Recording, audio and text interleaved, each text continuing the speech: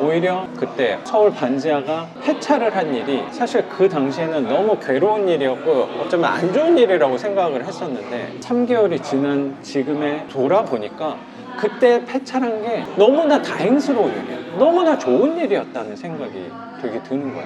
그때 낙찰 받았으면 사실 이 집 전세 1억 9천짜리 낙찰을 1억 4천에 받은 일은 할 수 없었던 거죠. 분명히 다른 방향으로 또 갔을 거니까. 운때가 이제 잘 선생님한테 이렇게 흘러가는, 운이 뭔가 점점 트이고 있다는 느낌이 되게 들어요.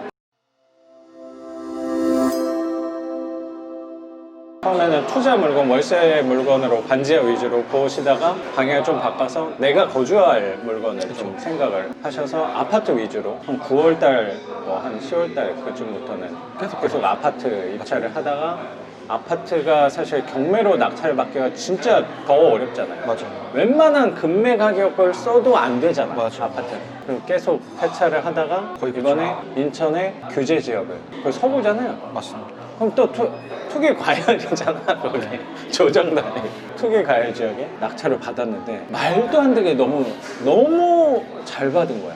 그렇죠. 감정가가 한 2억 한 초반이었죠. 2억 초반. 2억 초반에 24평 아파트를 1억 4천, 한 70%예요. 70% 조금 넘는 거예요. 단독으로. 네. 최저가로. 네.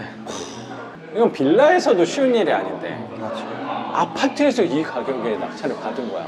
그래서 저 개인적으로도 너무 기분이 좋더라고요. 또 가격도 너무 좋게 받아서 선생님이 중간중간 입찰을 하고 있다 연락을 주긴 했는데 그렇게 자주 연락한 건 아니었으니까 저는 선생님이 하다가 뜸하니까 안 하시나 보다. 왜냐면 그렇게 하시다가 안 하시는 분들이 사실 생각보다 되게 많거든요. 그래서 선생님도 하시다가 안 하시나 보다 했는데 최근에 연락했을 때 나 계속 하고 있었다. 네, 폐차를 많이 했었다. 그러면서 이번에 된 거를 말씀하셨을 때 역시 이게 계속하면 되는구나. 멈추지 않고 내가 생각하는 가격에 입찰하면 결국엔 되는구나 라는 생각이 되게 들더라고. 나는 그 70% 가격을 보고 이거 아무나 못 쓰거든요. 그 가격을. 어떤 느낌인지 알죠? 그렇죠.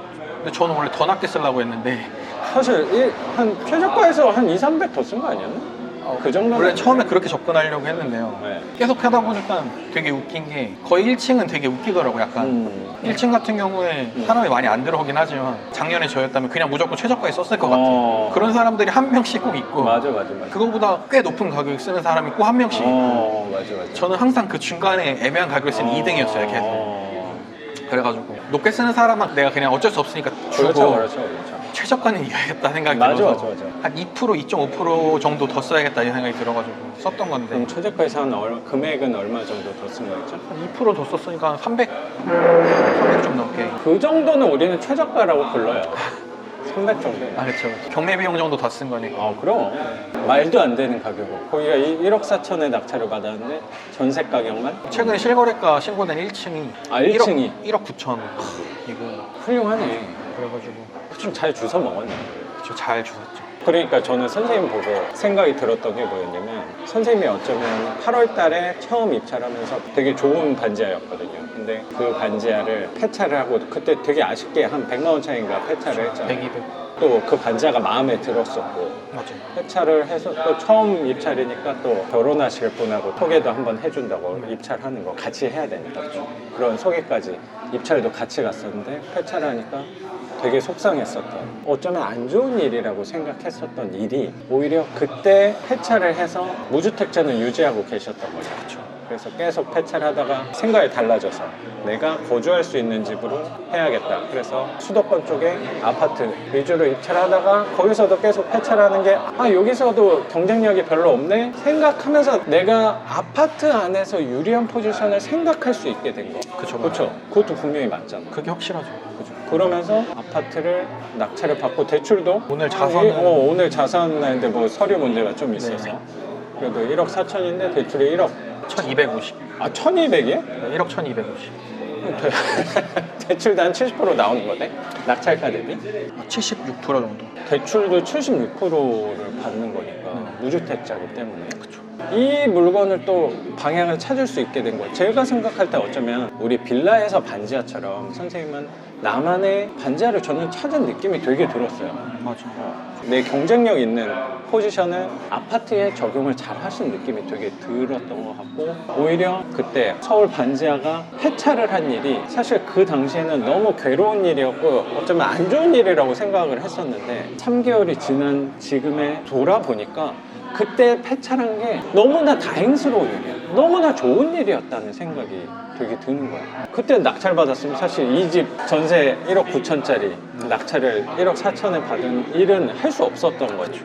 분명히 다른 방향으로 또 갔을 거니까. 운 때가 이제 잘 선생님한테 이렇게 흘러가는, 운이 뭔가 점점 트이고 있다는 느낌이 되게 들어요. 사실 오늘 저는 선생님하고 얘기하고 싶어 했던 게 낙찰 경매 그게 아니었고, 선생님이 제 삶에서 되게 고민을 저는 많이 하고 있다는 생각이 조금 들어서 네. 나는 앞으로 어떤 일을 하면서 살아가야 될까에 대해서 고민을 많이 하는 것 같아서 그 얘기를 사실 하려고 하는데, 이 부동산에서 되게 좋은 그 사례라고 생각이 들어요. 무슨 얘기냐면, 선생님이 지금 굉장히 고민하고 있잖아요. 내가 뭔 일을 해야 될까 하는데, 그 고민이 지금은 되게 괴롭고 힘든 일이고 어쩌면 이 고민 자체가 최근까지 했던 일이 잘 안 맞네, 안 좋은 일인 건가에 대해서 지금은 안 좋다고 생각을 혹시라도 할지 몰라도, 이게 선생님이 나중에 자리를 잡고 뒤를 돌아봤을 때 아, 이때 경험이 나한테 되게 소중한 경험이었구나, 오히려 그때 내가 고민했던 것들이 좋은 일이었구나 라고 생각을 할 수 있게 될 수도 있을 것 같다는 느낌이 되게 드는 거예요. 그래서 선생님이 이 경매 얘기는 이 정도, 지금 명도하고 있는 상황이고 명도 협상을 하고 있긴 한데, 한 2달, 뭐 넉넉히 한 3달 정도 후면 또 선생님 집 초대를 해주시면 예. 방문해서 또 물론. 집 한번 소개시켜 주시는 걸로 한번 하고, 그러면 선생님 나는 무엇을 해야 할까에 대해서도 한번 얘기해 보면 좋을 것 같아요. 네. 그럼 선생님 과거 이력을 한번 여쭤볼게요. 네네. 선생님 어차피 얼굴도 안 나오고 하니까 네. 편하게 얘기하십시오. 선생님이 에어비앤비 적고 투업 들으면서 만났던 거잖아요. 그때도 이렇게 표현해도 될지 모르겠는데 백수.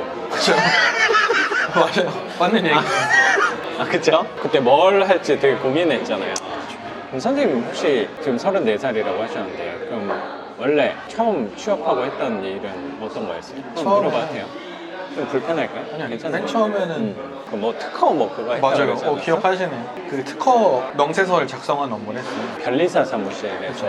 변리사분들도 그거 왜 한 거예요? 그게 흔한 일자리는 아닌 것 같아서, 일반적인 일자리가. 원래 관심이 좀 있었어요?